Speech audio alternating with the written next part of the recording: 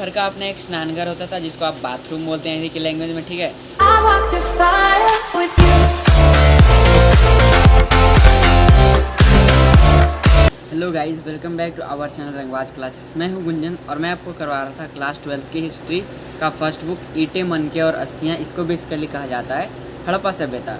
तो कुछ टॉपिक्स मैंने ऑलरेडी इसके कवर कर लिए थे। अगर आपने नहीं देखे हैं तो जाइए, नीचे डिस्क्रिप्शन बॉक्स में उसका लिंक गिवन है, जाके अभी देखिए, उसके बाद ही यहाँ पे आइए, क्योंकि ये सेकंड पार्ट है आज का, ठीक है।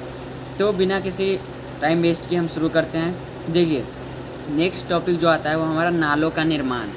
तो हड़प्पा शहर में नाले कैसे थे। देखिए, हड़प्पा शहरों की सबसे अनोखी विशेषता जो थी वहाँ की नियोजित जल निकास प्रणाली थी। इसमें क्या था कि सड़कों और गलियों को एक ग्रिड पद्धति में बनाया गया था और ये जो एक दूसरे को होती थी सड़कें और गलियाँ एक समकोण पर काटती थी, मतलब कि 90 डिग्री एंगल पे काटती थी गलियाँ और सड़कें, ठीक है। और देखिए होता क्या था कि ये जो योजना ये बनाते थे उसमें करते क्या थे, ये पहले नालियों को गलियों के साथ जोड़ते थे, गलियों के साथ बनाते थे और फिर उनके अगल बगल में घर बनाते थे, ठीक है।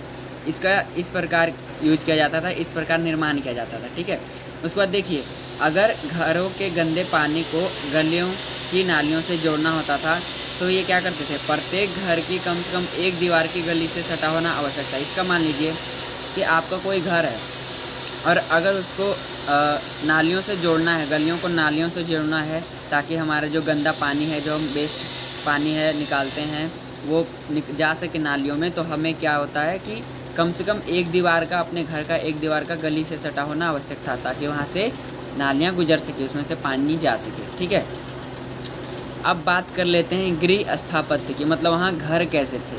तो देखिए, हड़प्पा सभ्यता में ऊंचाई पर बने शहर को दुर्ग और निचली बस्ती को निचला शहर कहते हैं, जैसा कि मैं आपको पहले ही बता चुका हूँ, ठीक है। तो मोहनजोदड़ो का ये जो निचला शहर था उसमें क्या है, सामान्य लोग रहते थे, वहाँ के घरों में नॉर्मल लोग रहते थे और ये ईंटों से बने होते थे, ठीक है।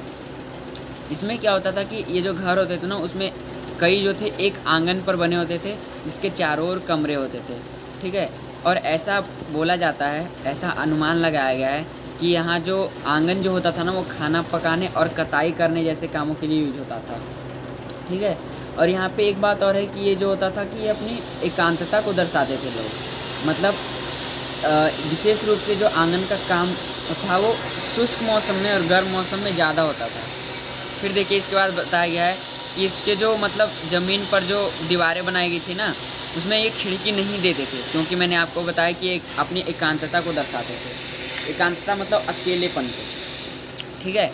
और इसका क्या था कि अगर बाहर से आप देखेंगे ना तो अंदर का आंगन आपको सीधा नहीं दिखेगा, इन्होंने ऐसा बनाया था अपना घर, ओके। देखिए, अब आगे बढ़ते हैं। पहले स्नानघर बोलते थे, पहले ये नहीं, ये बाथरूम, और बाथरूम में पहले बड़ा बड़ा था, आज तो भाई इत्तू सा बना दिया, उसी में सब सेपरेट, ठीक है। इसका जो बाथरूम मतलब स्नानघर का जो फर्श था, यानी कि नीचे वाला पार्ट था ना, वो ईंटों से बना होता था, ठीक है। और इसका जो स्नानघर की जो नालियाँ थी ना, वो दीवार के सहारे सड़क से जोड़ा जाता था, सड़क की नालियों से जोड़ा जाता था। और क्या था कि कुछ ऐसे भी घर थे कि दूसरे फ्लोर, मतलब तल मतलब होता है फ्लोर, दूसरे फ्लोर पे जाने के लिए सीढ़ियाँ बनाई गई थी, इसके भी अवशेष पाए गए हैं। कई घरों में कुएं भी थे, ठीक है, जो कि एक ऐसे कमरे में बनाए गए थे जो कि जिसमें बाहर आने के लिए द्वार था, मतलब बाहर आने के लिए गेट था। और इन कुओं का जो यूज कौन करता था, राहगीर करते थे, मतलब कोई चलते चलते बाहर से आ गया, थक गया, तो वो इसका यूज करते थे। और देखिए, विद्वान ऐसा बताते हैं कि जो मोहनजोदड़ो में वो लगभग 700 कुआँ थी, मतलब कुओं की जो संख्या थी वो लगभग 700 थी, ठीक है। अब आगे दुर्ग की बात कर लेते हैं। देखिए, तो दुर्ग में जो सबसे बड़ा चीज़ है वो क्या है, एक माल गोदाम और विशाल स्नानागार। मतलब विशाल स्नानागार मतलब वही जिसमें लोग नहाते थे, और एक माल गोदाम जिसमें चीज़ें रखते थे, ठीक है जी। तो देखिए, मोहनजोदड़ो का माल गोदाम या अनाज रखने की कोठार वहाँ की सबसे विशाल इमारत है। मोहनजोदड़ो की विशाल इमारत कौन सी है, माल गोदाम या वहाँ की अनाज रखने की कोठार। देखिए, इसका यहाँ पे वो भी दिया हुआ है कि जो ये है 45.71 मीटर लंबा है और 15.23 मीटर चौड़ा है, ठीक है। इस जो माल गोदाम है ना, ये जो इसका निचला हिस्सा है, नीचे का पार्ट है, वो ईंटों से बना था और ऊपर का जो हिस्सा था वो लकड़ी से बना था, लेकिन अब ये बहुत पहले ही ख़त्म हो चुका है, ठीक है। इतना दिन तो मतलब चलेगा नहीं ना। अब देखिए, मोहनजोदड़ो का जो सबसे महत्वपूर्ण सार्वजनिक स्थल था, मतलब जो पब्लिक प्लेस था सबसे बड़ा, वो क्या था? विशाल स्नानागार, जिसका जो जलाशय था वो दुर्ग के टीले में था। मतलब जलाशय मतलब इसका जो पानी गिरता था वो दुर्ग के टीले में गिरता था, ध्यान रखिएगा, ठीक है। जो विशाल स्नानागार था ना, उसे आंगन में बनाया गया था और इसका जो स्ट्रक्चर था आयताकार था। ये चारों ओर से क्या था कि एक गलियारे से घिरा हुआ था, गली से घिरा हुआ था। और जलाशय के तल तक मतलब नीचे तक जाने के लिए इसके उत्तरी और दक्षिणी, मतलब आप मान लीजिए लेफ्ट और राइट में ऐसे मान लीजिए कि दोनों तरफ सीढ़ियाँ बनी हुई थी ताकि हम उतर के नीचे जा सके अंदर। और जो जलाशय के जो किनारे थे ना, साइड उसको क्या किया गया था कि ईंटों को जमा कर जिप्सम के गारे के प्रयोग से जलवत किया गया था। मतलब ईंटों को जमा दिया गया था और जिप्सम के गारा होता है, मतलब जिप्सम को ना लेप लगाया गया था ताकि इससे पानी बाहर ना जा सके, ठीक है। फिर क्या था, इसके तीनों ओर कमरे बनाए थे जिसमें से एक बड़ा सा कुआं था, ठीक है। और मैं आगे बताता हूँ कि देखिए, इसके उत्तर में ना एक गली थी और जो दूसरे गली की ओर एक छोटी अपेक्षाकृत मतलब छोटी थी, और इसमें 8 स्नानाघर बनाए गए थे। भाई ध्यान रखना, 8 स्नानाघर, मतलब हर एक गलियारे में 4-4 स्नानाघर होते थे, ठीक है। और जो हर एक स्नानाघर होती थी ना, वो नालियाँ गलियारे के साथ साथ बने एक नाले में मिलती थी। मतलब नाले में तो मिलती ही थी, उसको नाले के साथ ही बनाया गया था। ऐसा माना जाता है कि जो विशाल स्नानागार था ना, वो धर्मानुष्ठान संबंधी स्नान के लिए बना होगा, जो भारत के हर धार्मिक कर्म में आवश्यक रही है। मतलब कुछ धर्म के काम होते थे यहाँ पे, धार्मिक लोग नहाते वहाते थे, इसलिए बनाया गया होगा। अब बातें सामाजिक भिन्नताओं का अवलोकन। देखिए, सामाजिक भिन्नताओं का पता कैसे करते हैं? तो पहला है समाधान। देखिए, किसी संस्कृति में विशेष में रहने वाले लोगों के बीच सामाजिक तथा आर्थिक भिन्नताओं को पुरातत्वविदों द्वारा जानने के लिए सामान्यतः कई विधियों का प्रयोग किया जाता है। इन्हीं विधियों में से एक विधि का नाम है समाधान। मतलब देखिए, अगर कोई संस्कृति है उसमें बहुत सारे लोग रह रहे हैं, तो ऐसा तो नहीं है कि सारे समान होंगे, कुछ ना कुछ आर्थिक तौर पर, सामाजिक तौर पर भिन्नता, डिफरेंस जरूर होगा। तो उसी को पता करने के लिए पुरातत्वविद जो हैं वो समाधान का प्रयोग करते हैं। पुरातत्वविद मतलब खोजकर्ता, ध्यान रखिएगा, जो खोज करते हैं। जैसे मान लीजिए, देखिए वहाँ पे क्या हुआ था कि यहाँ पे मिस्र के कुछ विशाल पिरामिड हड़प्पा सभ्यता के समकालीन थे। पिरामिडों में कई पिरामिड राजकीय समाधान थे। इन स्थलों पर बहुत बड़ी मात्रा में धन संपत्ति दफनाई गई थी। जो पिरामिड थे, पिरामिड किसके? मिस्र के होते थे। यहाँ पे क्या होता कि बहुत ज़्यादा क्वांटिटी में धन संपत्ति दफनाया गया था। अब देखिए आगे क्या लिखा हुआ है। हड़प्पा स्थलों से प्राप्त समाधानों में मृतकों को सामान्यतः गर्तों में दफनाया जाता था।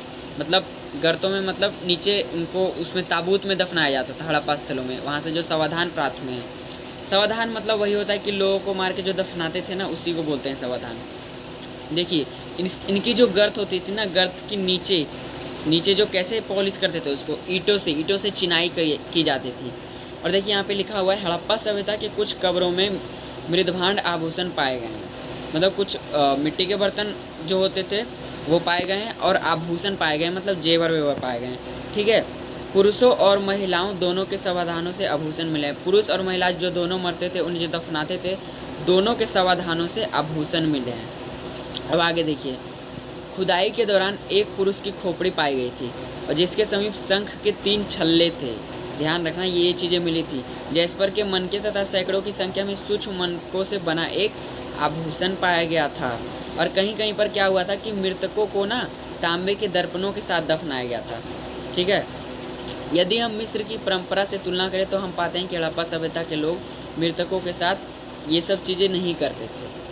वो वही करते थे, बस ऐसा नहीं करते थे वो।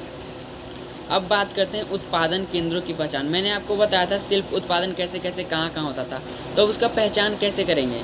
तो देखिए, शिल्प का निर्माण कहाँ होता था, इसको जानने के लिए पुरातत्व क्या करते थे, अलग अलग प्रमाण ढूंढते रहते थे, अलग अलग सबूत ढूंढते रहते थे। ये जो प्रमाण जो अपने ढूंढते थे ना, वो किस हिसाब से ढूंढते थे, किस प्रकार से ढूंढते, आइए उसको जान लेते हैं। तो देखिए, पहला है प्रस्तर पिंड, पूरे संग तथा तांबा जैसा कच्चा माल, औजार, अपूर्ण वस्तुएं, त्याग दिया गया माल एवं कूड़ा करकट। इन सारी चीज़ों से वो पता करते थे कि हाँ, यहाँ शिल्प का काम हुआ है भाई।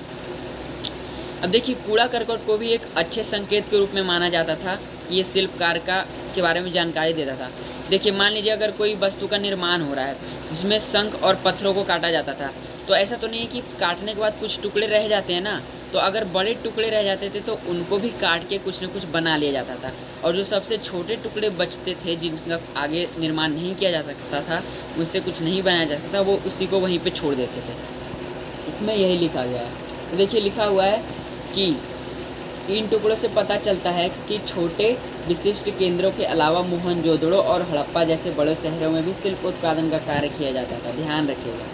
अब माल प्राप्त करने संबंधिया, मतलब वो माल, कच्चा माल या जो भी माल वो मंगाते थे जिससे अपना वो उत्पादक करते थे, वो कहाँ से मंगाते थे और क्या क्या करते थे। देखिए यहाँ लिखा हुआ कि शिल्प उत्पादन के लिए बहुत सारे कच्चे माल का प्रयोग किया जाता था। इसमें से कुछ जो था वो स्थानीय स्तर पर उपलब्ध होता था जहाँ वे रहते थे, जैसे कि मिट्टी, अन्य चीज़ें जैसे पत्थर, लकड़ी और धातु जो होते थे वो जलोढ़क मैदान से बाहर से मंगाए जाते थे। लेकिन जो स्थानीय स्तर पर, मतलब जो जहाँ पे वो रहते थे वहाँ पे जो चीज़ें उपलब्ध होती थी वो थी मिट्टी। अब देखिए बैलगाड़ियों के मिट्टी से बने खिलौने के प्रतिरूप पाए गए हैं, मतलब बैलगाड़ियों वाले खिलौने पाए गए हैं वहाँ पे। इससे पता चलता है कि वो आने जाने के लिए बैलगाड़ियों का यूज करते थे, आवागमन के लिए, ठीक है, परिवहन का एक साधन था। ऐसा प्रतीत होता है कि सिंधु तथा इसकी उपनदियों के साथ बने नदी मार्गों और साथ ही तटीय मार्गों का प्रयोग किया जाता है। मतलब बोल रहे हैं कि सिंधु नदी जो थी और इसके आसपास की जो इसकी उपनदियाँ थी, वहाँ से ऐसा लगता है कि यहाँ से ये लोग 22 वाटर भी ये जो थे वो अपना वो करते थे, उसका भी प्रयोग करते थे ताकि अपना व्यापार करते थे। तो आज के वीडियो में इतना ही। आई होप आप लोगों को समझ में आया होगा। अगर समझ में आया है भाई तो दोस्तों के साथ शेयर कर दो, चैनल को सब्सक्राइब कर दो और नोटिफिकेशन बेल को प्रेस कर दो ताकि न्यू वीडियोज़ की नोटिफिकेशन आप तक आते रहे। मिलता हूँ नेक्स्ट वीडियो में। तब तक के लिए बाय बाय।